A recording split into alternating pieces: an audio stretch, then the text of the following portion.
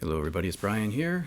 Finally back in Toronto after 2 weeks in Italy. I have been digging into some VC videos that I missed, but man, I've said this before. You people make a lot of videos, so I've tried to watch some, but it's at some point you just got to declare bankruptcy and move on with your life. So yeah, we spent 2 weeks in Rome. I'm going to hit the highlights here. I'm going to talk about what I purchased. Of course, if you've checked out my channel in the meantime, you will have seen I posted 3 videos. So I'll reference those in passing. I'll put the link below. So we went with the family and we flew into Rome. Spent the night there to kind of acclimatize to the time change, and then we took a train to Florence and spent a week or so with some friends I've had for a very long time. In fact, the guy I've known for 49 years, as I've mentioned before, which makes me feel really, really old, and his wife, and I've known his wife since, God, maybe 38 years. It's insane. So is that right? Something like that. Maybe I've got the calculation wrong there. So, I wasn't in Europe or in Italy to go record shopping. By the way, it was my first visit to Italy. I've been to Europe a couple times, but first visit to Italy. Record shopping was in the back of my mind, and if I could fit it in, it was something I planned to do. If I couldn't fit it in, that would be that, no big deal. So fortunately, I did find some time to check out some record stores, and I'm going to go through what I found. Now, the first day, I think it was the first day, and there was a video I posted of some scenery, and I stopped at an outdoor market, and there were some record vendors there. A few things maybe piqued my curiosity, but at that point I was still kind of adjusting to the prices of things and the exchange rate. Now, coming from Canada, it's a little unfortunate because our exchange rate is not that great against the euro. I think a euro costs like $1.44 or something like that. So that's pretty significant to add that percentage onto a purchase. So I say my first foray into looking at records was more educational. Some things piqued my curiosity, but then I didn't actually buy anything. At one point, though, I found time in the morning to go out and look at some stores, and this was not a strategic quest. I picked 3 stores that were open earlier enough. In Toronto, most stores open at 11 or 12 or later even. So there's only one I know that opens at 11. Usually it's later, depending on the day of the week. So there were some that opened at 10. So that was pretty amazing to me. So one day when I knew that everyone else would be slow to get up out of bed, I decided to head out and choose 3 stores that were within striking distance, that were open, that I could visit, and then see what I could find. So I will say right off the bat that I made some mistakes. And the mistake I made is that the first record store was amazing, and I wish it had been the last store I went to, because I don't know if you've been in this situation where you're planning to go to a couple record stores and you kind of hold back in the first one because you think, wow, there's going to be stuff in the second store or later stores. And that's exactly what happened to me, and I regret it. There's a couple things I should have bought, but I was thinking, if all stores in Florence are this amazing, I'm going to be spoiled, I'm going to run into money. So the first store was that good. I wished I had come to it last. I would have probably bought some things I didn't. So anyway, the first store was Rock Bottom Records, and this is the bag they gave me. And I only bought one thing. And as I say, if I had gone there last on that day, I would have bought a lot more than one thing. But I was thinking that I would buy other things at other stores. So here is a sticker that they gave me from Rock Bottom Records. It is, if you're going to Florence or Firenze, you must go to Rock Bottom Records. It is astounding. It is very good. I was kind of spoiled when I went there because I thought, are all record stores like this in Italy? If this is the case, I'm going to be like in Record Store Nirvana. But the only thing I bought was this Gary Numan and Two Boy Army double Peel Sessions record. Let me just talk about this thing for a minute. They have this little sticker here which tells you what it is. So a Gary Numan, Two Boy Army, double Peel Sessions, original stereo, recorded in 1979 on Strange Fruit label. The vinyl's excellent. The jacket is good.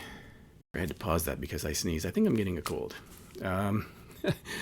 They say they cleaned it on a VPI record cleaning machine. There's a code. It says Rock Bottom. There's a phone number, email address. etc. on this and a barcode here. And then they have this homemade kind of obi strip, which has a barcode, what it is, and this description that someone wrote. I haven't translated it with my phone yet, and the price. So, I'm a bit of and I will keep this with the record from now on, of course, but I'm a Gary Numan fan, and if I see things from him that I don't have, I will tend to pick them up if the price is good. And because this is a Peel Sessions, I love Peel Sessions, I had to get it. So unlike most Peel Sessions recordings, which have usually 4 songs, this has 7. So side A has 4 tracks. Side 2 has 3 tracks. So we have Cars, Airlane, Films, and Conversation. And then we have Me, I Disconnect From You, and Down in the Park, which is an amazing track. I Nearly Married a Human. Tells you the dates these were recorded and broadcast and who the personnel was. So from 79, but it wasn't released on vinyl till 1989. So this came out in 89. The jacket does have a bend to it, but otherwise it's in pretty good shape. I've never seen a copy of this before. I didn't even know that Gary Numan had any Peel Sessions recordings. So I was, swayed to buy this. There we go, Strange Fruit label. I haven't listened to this one yet, but I am a fan, and I couldn't really turn this down.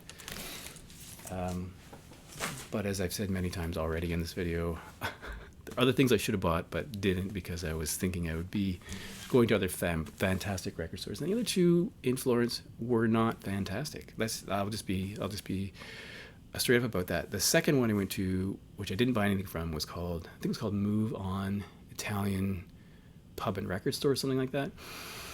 And they had a window display, and then the record store was upstairs. You had to walk through the bar to get upstairs, and it had a selection of new records. And I already knew that I wasn't going to buy brand new records because it turns out that if I see a record for €30, it's probably $30 here. So why would I pay the 44% premium to buy it in Italy? So that wasn't going to happen. So I kind of ignored. I looked quickly, but I didn't really pay much attention to the new records. I looked at the used records, and there was one record only that kind of piqued my curiosity. But when I took it out of the sleeve, it had quite a few hairline scratches on it. They may not have been audible, but I didn't want to buy that.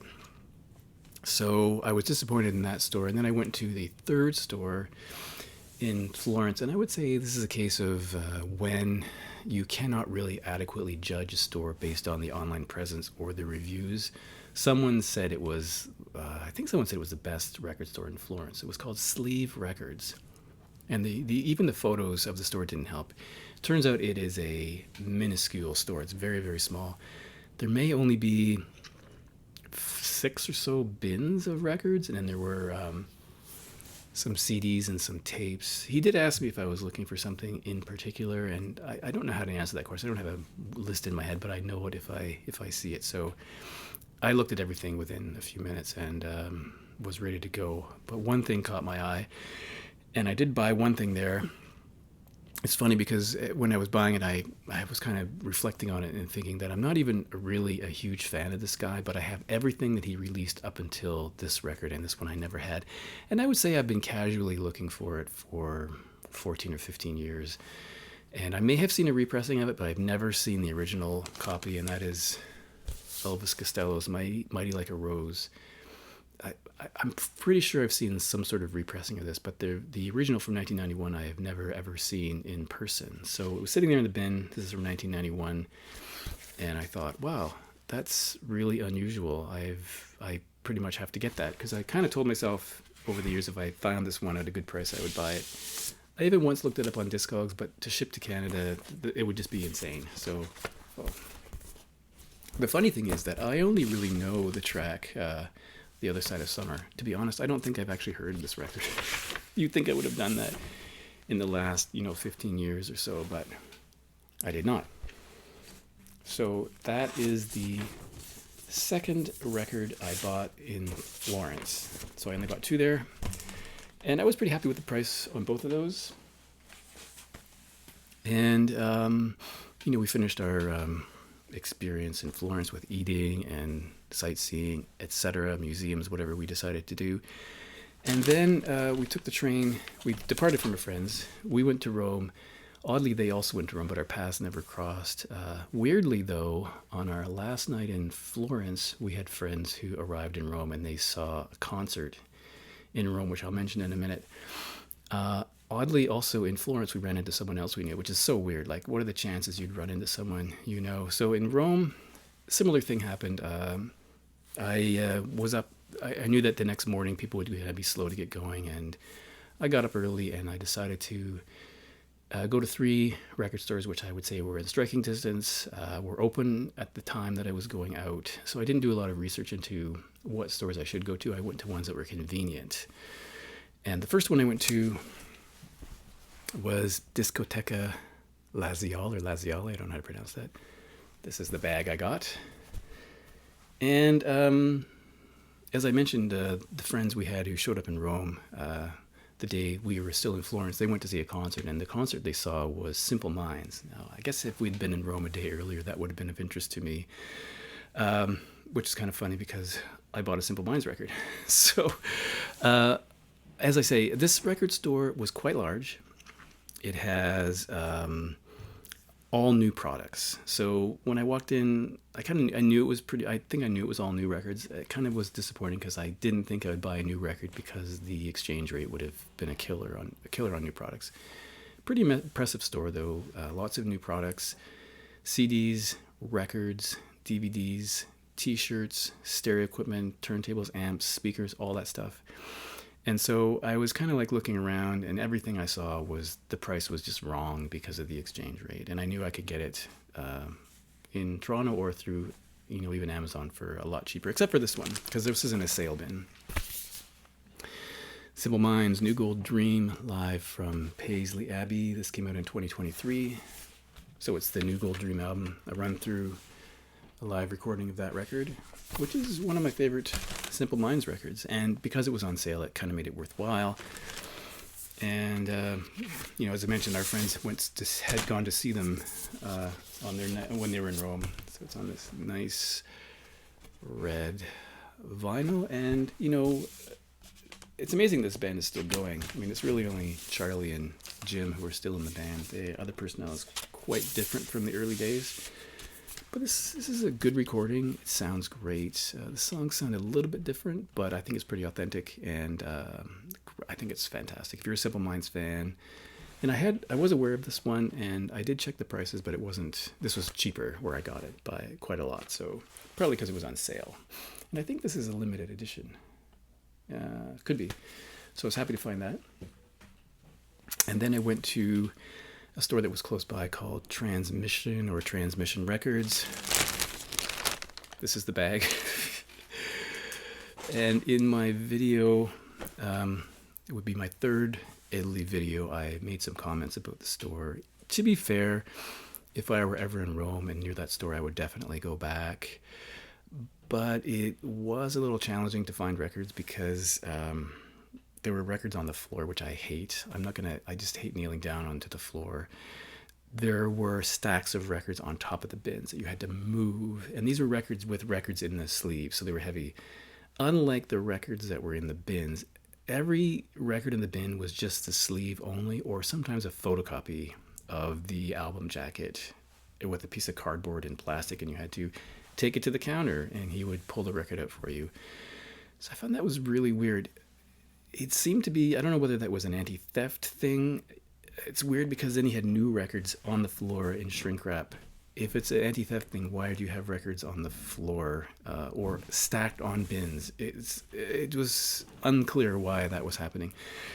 On the wall there were records. There was a Smith's debut record for 120 euros, which was outrageous, but I have a copy. But I don't know which pressing this one was. Mine's a Canadian. So I did spend some time digging through the album covers, and I grabbed 2 things that I found were very interesting to me because I'm pretty sure I've never seen an original copy of Cosmic's Thing by the B-52s. This is from 1989. Of course, Love Shack Love Shack and Rome are on here.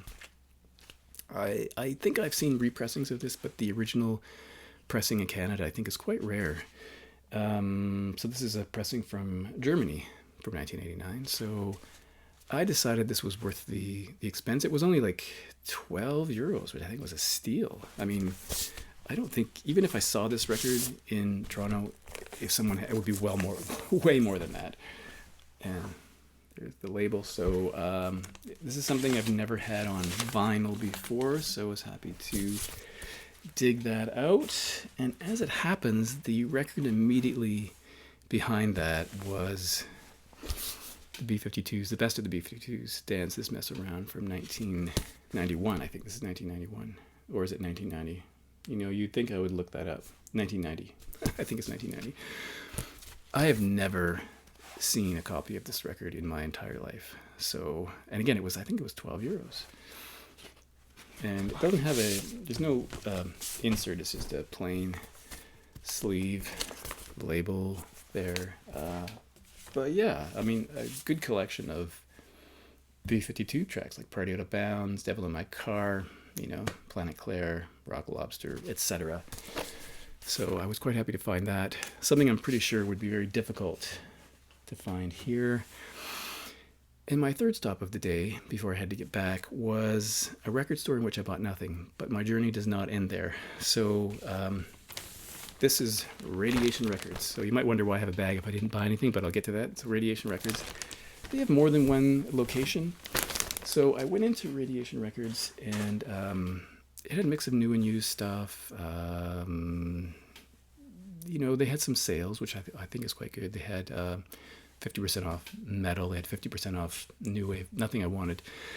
It turns out that his point of sale system was down, so I would have had to wait to buy anything anyways. I didn't have a lot of cash with me, so I looked around. A couple things tempted me, and then I left. But as it happens, a few days later, maybe 3 days later, we were in Trastevere, and we walked right past another location of Radiation Records. And so I begged off for like half an hour to look in that store. Here is a sticker, Radiation Records. I think they may have 3 locations, and there's a kind of like a business card or something about, no, 2 locations, I guess. And there were some sale bins, so I'm always interested in sale bins. They, again, mix of new and used. So the first thing I saw in I think it was the first bin, was this Thomas Lear record. Thomas Lear, Contradictions from 1982. I think you would say this is his first record, although he had a previous one in 79, which was a collaboration. But this is his first solo record. This is a double record, 2 pieces of vinyl cut at 45 RPM, a repressing, oddly an Italian repressing, if you can believe it. Just on black vinyl there is the first record. The second record is on a plain black sleeve for whatever reason, but this is really cool. This is his earlier period where it is a bit new wavy, there's some industrial elements. I wouldn't call it industrial really, but I really enjoy this. Of course, he had a big hit over here on a certain radio stations called Heartbeat, which I think is really cool. But this is enjoyable. I've listened to this. I think it's great. So I think the next 2 things I also got in a sale bin, and this one I debated on getting. I looked it up, and there were some differences of opinion on the quality, but given who I am, I kind of had to get this Morrissey FM broadcast. And speaking of FM broadcasts, they had a whole bin of them. I could have spent a fortune just buying Echo and the Bunnymen, etc., The Cure, because I think the rules are different over there. So this is at the Civic Hall, Wolverhampton, December 22nd, 1988. And so very early Morrissey concert. And it's an FM broadcast, so the sound is actually pretty good, but it's a little rough in places in terms of, I think there's feedback in one place. So it opens with Stop Me If You Think You've Heard This One Before from the last Smiths record. Goes into 4 classic Morrissey tracks: Disappointed, Interesting Drug, Suede Head, Last of the Famous International Playboys, and we've got Sister of a Poet, Death at One's Elbow, which is, there's a typo there. I don't know if you can see that. Death at One's Elbow is kind of spelled wrong. And then Sweet and Tender Hooligan, a Smiths track. So the price convinced me to buy it. You know, it's actually an interesting artifact, and it's on this pink vinyl. It's been repressed a few times, and it's also been one of those records that's been repackaged, so you have to be careful you don't accidentally buy it again under a different title. But I did not have any version of this, and so I was happy to get that. I was tempted by 2 Smiths unofficial things. I looked them up, and the one I would have considered was almost 40 euros. I thought that was a little too much. And the other one was similarly priced, but I just wasn't sure if I wanted to take a risk. Another sale record was this Boys Next Door record called Door Door from 1979. And of course, the following record, they changed their name to The Birthday Party. You know, they moved to England, changed their name, and changed their sound, really. This record with Nick Cave, etc., Mick Harvey, Tracy, Roland S. Howard, etc., has a bit of a different sound from later Birthday Party. So more of a, well, I guess they became a little more aggressive, maybe. But I've loved the track Shivers since the first time I heard it. So I knew that track, and I may have known one or two others, but by and large, I didn't really know this record very well. And this is the 40th anniversary edition on this red vinyl. I have listened to this. I think it's pretty cool. And I had this on my wish list on Amazon, but I got this for essentially half of the price it would have been on Amazon. All right. And then last thing I'm going to show you is a record I've been looking for since Record Store Day 2024. So weeks. I've been looking for this record for weeks. And I thought I'd never be able to find it. I did see a listing on Amazon, but the price was crazy. So I was flipping through the bins, and I just sort of looked up, and on the wall, directly in front of my face, like a foot and a half away from me, right in front of my nose, was Peter Murphy. Peter Live Volume 1 covers. And I was like, what? I know that a record store in Toronto had this on Record Store Day, but I got there too late to get a copy. And the fact that it was staring at me right in front of me was amazing. So hype sticker in place. And so this has Fun Time, the track originally recorded by Iggy Pop, written by David Bowie and Iggy Pop, that Peter Murphy covers. We have Transmission, the Joy Division cover. Final Solution, the Pere Ubu track that he covers. Space Oddity from Bowie. Purple Rain from Prince. He covers The Light Pours Out of Me, that probably the best magazine song. That's a fantastic song. Love Me Tender, the Elvis Presley track. And then Hurt, the Nine Inch Nails track, which features Trent Reznor on piano. Now, the reviews of this are quite interesting because the performances are great, but the source material is a cassette, so a cassette recording. So because of that, the record doesn't sound as well produced or as beautiful as a professionally recorded live show. And they're taken from several different locations, as I understand it. So the interesting one to me was The Light Pours Out of Me was recorded at Fantasy Toronto on the 19th of February 1987. And on the actual recording, you hear the radio promo, the DJ saying, CFMY 102.1, the spirit of radio, from the best record station that has ever existed. So that was like a really, it's not my hometown, but I feel like Toronto's my hometown. That really brought it back to me as like, wow, Friday Night Live on CFMY. Yes. So I'm extra happy to have this because I didn't realize that was from Toronto. And here it is on this gold nugget vinyl. So, wow, that was a surprise. I had to pay up for that one a little bit, maybe almost more than I was comfortable, but I still think it was a better price than I could get it here. And in the end, I'd say I made pretty good choices except for the first record store, Rock Bottom Records. That'll be, if I'm ever back in Florence, that'll be my first and maybe only stop because it was so good. I would check out some other ones. And despite what I said about Transmission Records being sort of disorganized, if I was ever in Rome and I was near that store, I would definitely go back because it's one of those places where you dig in the bins and you're going to find something that is amazing. So that is my long-winded rundown of things I got in Italy. So thanks for watching, and I'll see you in the next video.